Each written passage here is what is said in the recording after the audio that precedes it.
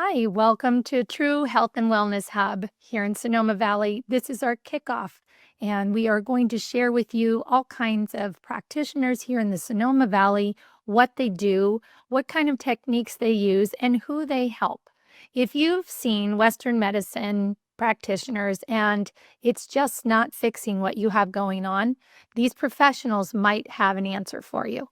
So we hope you'll enjoy this very first interview with Dr. Krystalyn Lowery with Navigate Wellness. Welcome. I have been exploring your website. I've been listening to your Instagrams, and I really wanted to just start by welcoming you and thanking you for being on here to share with us. So, what we do today is we're going to go through a series of questions. And really, what I'd love for you to do is just maybe share a little bit about why you started your business, what your business is, and we can just go on from there. Absolutely. Well, first of all, thank you for having me. I am really excited to be here and share with you and your community and help more people here in Sonoma and in the Valley.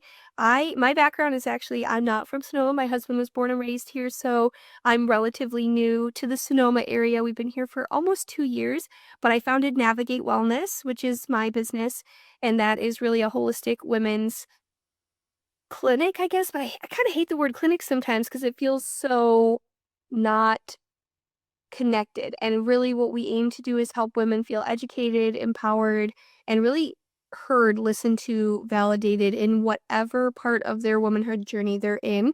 Our specialty is functional medicine and fertility, prenatal and postpartum care as well. But it's been really beautiful because we are located both out of Littleton, Colorado and Sonoma, California. So we offer online services for our Colorado clients, and we go back multiple times a year to do in-person activities and workshops, but we offer a lot of telehealth. And then we also are located right across from Sonoma Valley High School here in Sonoma.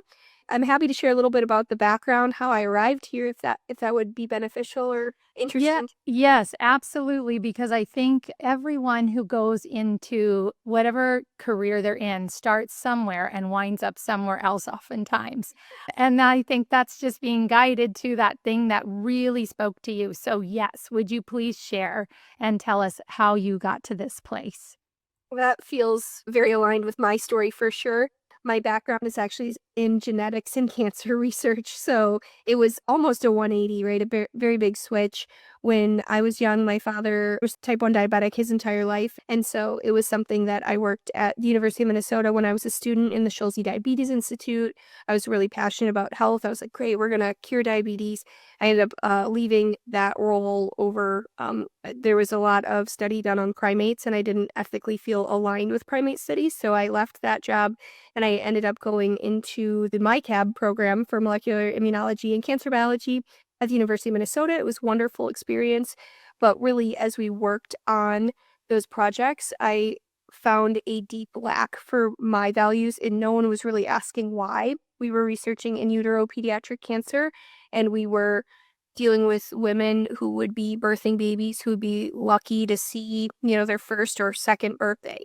And so that was just, very heart-wrenching. It was very much like, great, let's help save these babies. And it was through genetics, but really, we didn't end up finding out a lot of information. Stanford actually got published before our lab. And when we read it, we're like, great, let's read that. We can maybe leapfrog and get the next advancement. I didn't know anything we didn't know about curing cancer. And so I really became disenchanted with that. I was like, I don't want to spend my whole life just writing grant proposals with a PhD trying to raise money for something that isn't even progressing us forward. And so that's when I changed. I got my doctorate and I felt that natural medicine was a much better option for me. And eventually that ended up with me at the Institute for Functional Medicine. So I'm IFM certified practitioner. And at this point, it's been a real blessing to be able to help people look for root causes and really make that why a huge part of what we do in the office to peel that layers back on the bioindividuality of each person in front of us, help them not only conceive but stay pregnant. And we do have a lot of people that come to us with recurrent pregnancy loss and help them achieve, that dream of becoming a mother and birthing a healthy baby and maybe doing it all again. So that is where this is fantastic. You dropped a few words. You mentioned in here epigenetics and you mentioned functional medicine. Yes. Would you elaborate on those two and then maybe wrap around to how that works when you have people coming in to see you for Absolutely. fertility? Yeah, go Yeah, ahead. for sure. So we do offer genetic testing, but I guess I should say that we focus on epigenetics as I always like to say, your genetics are a loaded gun and you can choose to turn the safety on, holster that, store it, and that's your behavior, right? That affects what the risk factor is around that loaded gun. You can also take the safety off and wave it around. And sometimes our activities are an equivalent of doing that. So when we look in our office, we honor your genetic predispositions, which would be your genotype, and we don't ever discard that. However, we know from more research now that, especially in things like PCOS and other presentations that really affect a woman's ability or a couple's ability to get and stay pregnant, because there's absolutely a huge portion that is male-caused infertility, which we could talk about later if we'd like. But we really honor that genetic predisposition, and then we work with epigenetics, so the way that our genes can be quote unquote turned on or turned off and expressed through our lifestyle factors. And they've really found through the research that maybe 2/3 of most of what we're dealing with could be lifestyle and epigenetics. We can even look. Environment. Yeah. Because epigenetics, yes, it's above the gene. And Dr. Bruce Lipton and others like him have found that just because you have a gene does not mean that that gene has to, what did you say? Express itself. Express itself. People talk about turned on, turned off as a little bit more of like a layman's way of looking at it, but it's an easy way for people to understand. Is it expressing and is it not? And then we can also we can peel back the layers and look at how much is it expressing or how many different genetic SNPs or single nucleotide polymorphisms. Like basically, at what percentage are you really functional or dysfunctional due to certain changes in your genetics? And a huge thing we found, Dr. Kara Fitzgerald, I love her. I've done a lot of her continuing education as well. Bruce Lipton, fantastic, is a lot of these things that can be really influenced by epinutrients. So we take a huge dive into nutrition in our practice, nutrition, lifestyle, environmental exposure for toxins, even things as foundational as sleep. It affects so much of how our genes are expressing and how functional or dysfunctional our health is becoming. Perfect. Beautiful.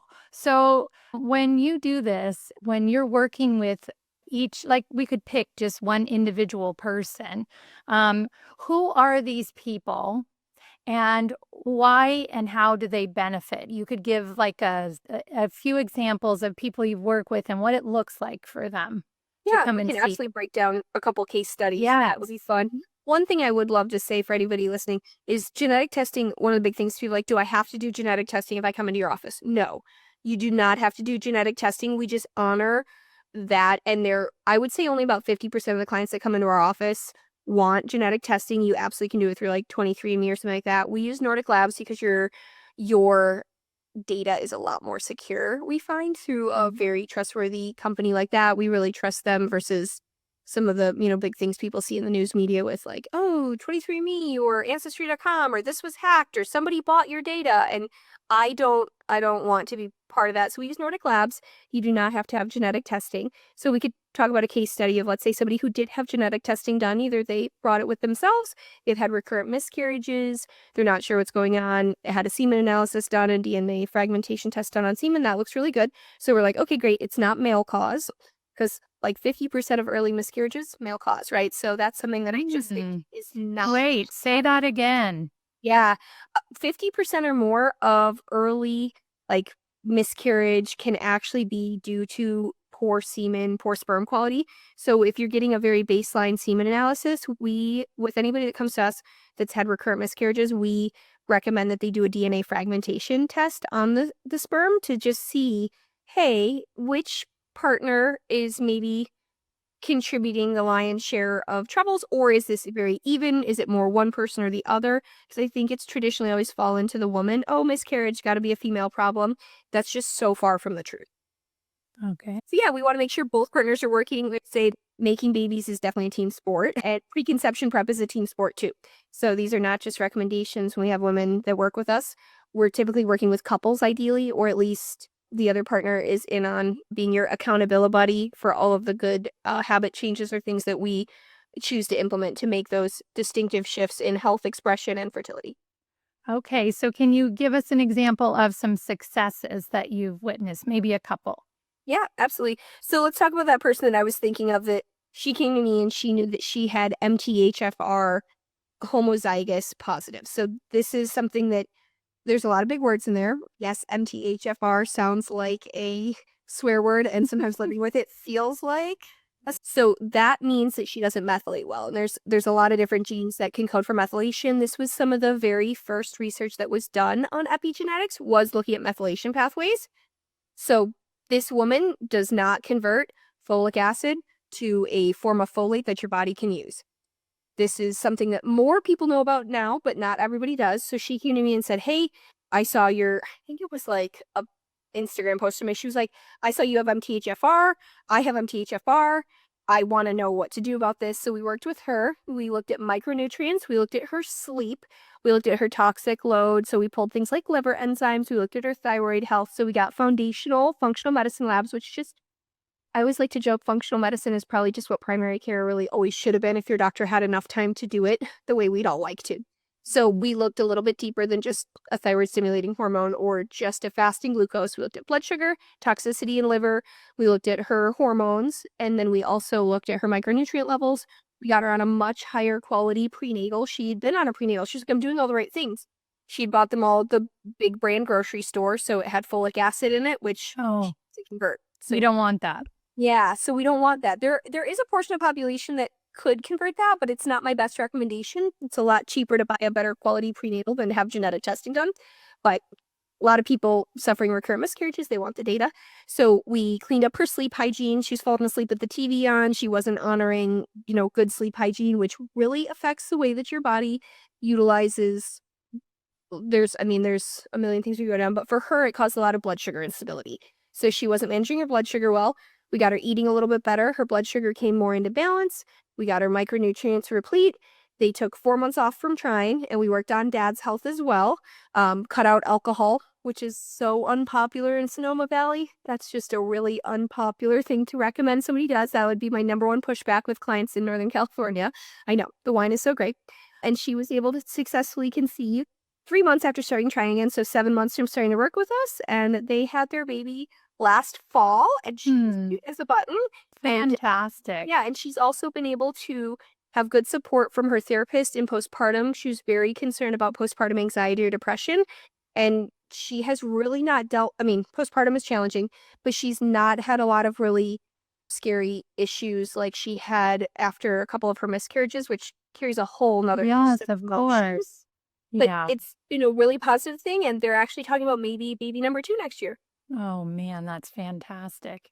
So that's a Okay, great. you just hit on so many things. I'm super excited to think about this. I'm wondering, do you work with young women? Because there are girls that are young women in their 20s, or maybe they're still in high school, and Yeah. their level of discomfort is massive with PMS and all that goes on there, and mood swings and everything. Are those people that you see as well, or We stopped taking on pediatric clients a couple years ago, what about in their 20s? from Colorado. Yeah, so we actually in Colorado, we used to host a young women's circle, which was really fantastic. It was, kind of like feminine energy only in the office, and we would do a lot of high school events teaching about your period, teaching about your cycle, teaching about what your hormones do during your cycle, why do you feel certain ways, and that was really food focused, things to really just support nourishing them in their cycle to support their hormones through nourishment. Mm. Women in their 20s, if they come to us, absolutely. Even like we do still have technically pediatric clients that we co-manage with a pediatrician. Mhm. Women who have said, "Hey, my neighbor said you're great. Would you deal with my daughter? She's just impossible to live with half of the month." Like we do have pediatric clients as well. But yeah, mostly on that, we'd be looking for education empowerment. And we're very passionate about natural family planning. And so over 50% of women who are surveyed that are on the birth control pill are not on it to prevent pregnancy. They're on it for symptom management. And they're often not given informed consent on the nutrient deficiencies the pill causes. So, Oh, really? yeah, Will you speak on that really quickly? absolutely. Things like zinc, selenium, magnesium, B vitamins. And then if you contribute, B vitamin deficiency, and maybe they're also MTHFR positive and they don't know that, right? You're really creating a perfect storm by putting a 14, 15, 16-year-old on birth control and then making it sound like, oh, this regulates your hormones. No, it does not. This is the biggest lie I feel like we've been Mm. fed as women. This suppresses your ovulation, this suppresses your hormones, and it artificially shackles them, but it sure doesn't regulate them in a healthy way. So All right. I believe every woman should have access to birth control Of and the course. birth control pill and all of their options, absolutely. And I also believe that she deserves informed consent on what other practices should be with that if you choose to be on birth control. Right. Having a high quality women's prenatal or multivitamin is really essential to make sure that you're not becoming micronutrient deficient. And that's a pretty easy, like 3-second conversation. Hey, great, you've decided to be on, oral contraceptives. Here's a couple good brands that you can get to help make sure that you don't end up micronutrient deficient. Excellent. Okay. So, Okay, so good to know. So then, when you said that you had one case study, can you give us an example of somebody else? Maybe it's not directly related to infertility, but maybe one other thing, or what else? absolutely. Infertility is definitely something we see a lot of. We developed a whole program called From PCOS to Pregnancy Prepped for women dealing with PCOS. But we have a lot of people that come to us in postpartum as well. And that, again, might not be genetics necessary to test there. Right? It might not be tied to a genetic complaint. So let's see. I have a great idea of someone actually we just worked with not too long ago, and she's still healing for sure, but she came to us with a lot of issues postpartum, just really not feeling like herself, exhaustion, just feeling like she was not healing in a way that would be normal Mhm. for any woman in the postpartum. And she's like, look, my sisters have kids. They said it would be rough. This is not where that would be.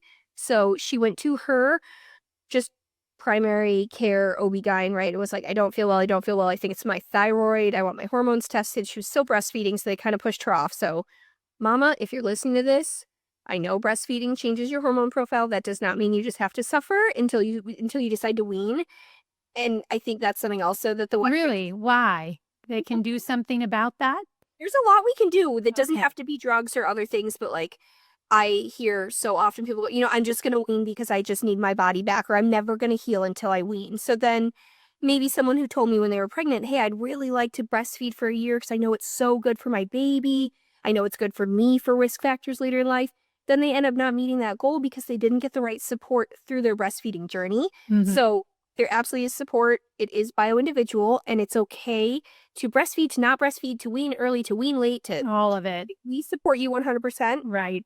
And also, if you have a goal of meeting a certain milestone for breastfeeding, that doesn't mean it's going to destroy the rest of your body, and we can absolutely support you in that. So she came in and she said, my doctor said all of my. She actually was a telehealth client, so she didn't even come in, but we met, and she said, my doctor says all my labs are normal. I don't feel normal, and I go, I'm so sorry. Like, we hear that a lot. She uploaded them to our portal. We have an electronic health record portal that's HIPAA secure. She booked through there, and so I was able to be, on video chat with her and review her labs and actually screen share with her and say, hey, in the Western range, this TSH is still normal. For us, we see that as high. I would want to see T3, T4, other thyroid hormones and their uptake and any antibodies. So I said, it wasn't covered by insurance because her doctor was like, no, your TSH looks fine. So she paid out of pocket through that. We have cash discounts for labs. I think she ended up spending about $120. She got a full thyroid panel, like 9 different things came back. She had Hashimoto's thyroiditis, so an autoimmune process attacking her thyroid. Her antibodies were sky high. Oh. So we were able to look at what was going on. She unfortunately was in a workplace that was contaminated with mold. And we do see a lot of mold issues here in the North Bay. Uh-huh. So we were able to write a letter, and she works kind of remote anyway. They just brought them back after COVID, and she applied for, hey, can I please work from home? So she was able to work from home 4 days, and then, which was great because she was like, I would rather be home with my child. And it was this whole thing anyway. She went back to work really quick, which the stress factor I certainly believe was playing a role in there. So she started working from home more, where her home tested clean for mold. We supported her detoxification pathways, and we made some pretty significant dietary changes for her. Sleep was also something that just was a factor with a new baby that was still young. And her antibodies have now come back down. Really, like, she still has Hashimoto's, but she's sleeping better. She's actually lost a lot of weight without even trying. She's able to put on some muscle. Yeah, Oh, great. got more energy, and she did actually decide to continue breastfeeding, which was super cool. So she's more likely to reach that milestone. And most importantly, she said that she doesn't feel like these. She was like, I think I was having like postpartum rage, where I just felt like I was gonna snap. Which Yeah, so absolutely. dysfunctional, right? So that was a really cool one. We didn't have to do genetic testing. We did some, more advanced or functional lab work that we ordered. But a lot of that ended up being nutritional. Some herbs and supplements definitely in there as well, and lifestyle. But she didn't have to go on Synthroid or Armor or any of these like synthetic T4s or Beautiful. 5-10-fold. Yeah, so that was a really cool win for her. And then the big thing for that is that we'll continue to monitor those antibodies. And then they would like to have another child. So she just knows now that she's a little bit higher risk for postpartum depletion, and that can cause a big flare on Hashimoto's. So she's a little bit more aware of, environmental toxins now, and we'll keep a close eye on her thyroid. She'll keep working with us through her next pregnancy, and we'll just co-manage with her. She's in Kaiser, so we'll co-manage with that. She'll get what she can in network, and then she'll work with us for the rest. That's great. Okay, that's good to know that people who have insurance, they can get labs from them and then use those labs and share with you, which I assumed. That's great. And we just Okay. fill in the gaps of what they can't get through their insurance. So a lot of times they'll still end up having some out-of-pocket tests from us. But I have I call it my lab laundry list, and we have it actually as a free resource on our website where people can download. Like, hey, if you were gonna come to Dr. K and she was like, I just want to get a good baseline, what would she order? And it's a lot of labs, but I say, hey, advocate for yourself. And I've got it broken down in like PDF you can download by like thyroid concerns, metabolic concerns, toxicity concerns. And so people can go in and advocate for themselves on like, hey, I'd love to get PSH done. I think this is my thyroid. And So what's that? That's on your webpage. I do want us to talk about that. I will add that in. But where do they go to get started with you? NavigateMyWellness.com is our website, and then there's a header at the top where they can learn about our services, whether they want to do telehealth or they want to come into the office, or we've started putting together some online courses because I'm not licensed in all 50 states, so people can even kind of work at their own pace and have access to a functional medicine doctor's brain without having to drive or fly or telehealth into the office if they're like, we had some people like New York. I'm not licensed in New York. I can't take clients. But we also have people like, if you're looking for a functional medicine doctor, you can email us. And so we have services, we have resources, and we have literally a free resources tab. You can click on it. We do free workshops. When we were talking earlier, we were talking about women. Do you see men? Because that's another question. Do you have those as patients, or are they the ones that would be tied in with the fertilities piece? That's how it works, because you're very specialized in what you do. I will see, men. We actually have a great colleague too in Colorado, and she specializes in male cause fertility. So depending on what the cause is, we may even refer out for that. Okay. I generally don't see men. We actually at this point are regularly going on and off of a wait list. So I work with couples or women. I don't take men on typically as clients. Right. And You know where to refer them to? Because, I love to give resources out, or anyone we should be interviewing to add to this channel if you know of someone. It's all telehealth at this point. I don't have somebody in Sonoma that is like IFM certified. I would love to meet somebody if they do, but I generally will refer them. Right. Yeah. And we Okay. can work with men, but typically I like to joke that working on a man is kind of like working on your old Ford truck, right? You can probably crawl under there and work on it yourself. You can change the oil. Like, it's a bit more of like a user-friendly system, right? A man wakes up, his testosterone pops up, it stays up, he goes to bed, he does that ideally every single day of his life, and then he dies. Like, a woman is like a Maserati, right? Like, you want a specially trained tech. There is a lot of moving parts there. Like, it's not as straightforward to work with the hormone profile and health of a woman. And there's such a blessing in that, and then such a curse in that. So I will take on men's health, but typically it's in the frame of fertility as a couple who is working together to achieve pregnancy and maintain pregnancy. Okay. All right. That's good to know. Okay, so our last question we wanted to ask you, what does it look like? How does being in Sonoma in our community, and it looks like also Colorado and online, but Sonoma specifically, since that's who we're going to be reaching out to, influence your business and what you do?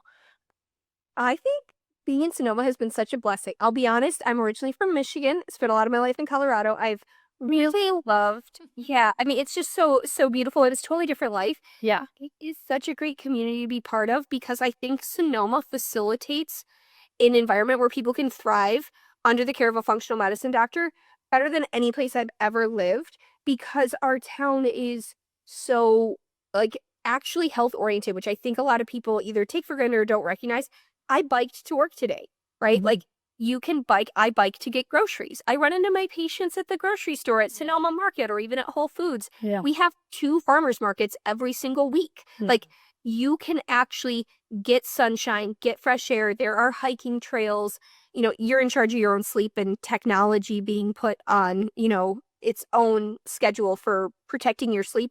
But you can actually live in a way that feels aligned with the human design. Because the reality is that, unfortunately, we've created a world that we're now asked to thrive in that is just absolutely incompatible with the human design.